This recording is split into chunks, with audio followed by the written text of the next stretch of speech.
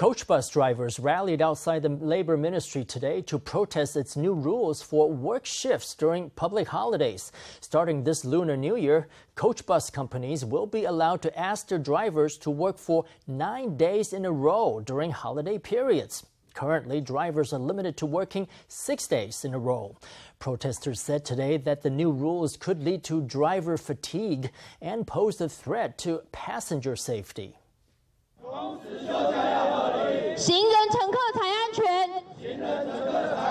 Drivers gathered at the entrance of the Ministry of Labor to protest its new work rules for the coach bus industry. In the past, I have worked for over 10 days straight with no rest. I drove to the point of spacing out. I eventually snapped out of it, but not on my own. A passenger tapped me and warned me that I had fallen asleep. Last March, the Labour Standards Act was amended to allow most employees to work for up to 12 consecutive days, with approval from competent authorities. At the time, workers in the transportation industry were excluded from the provision.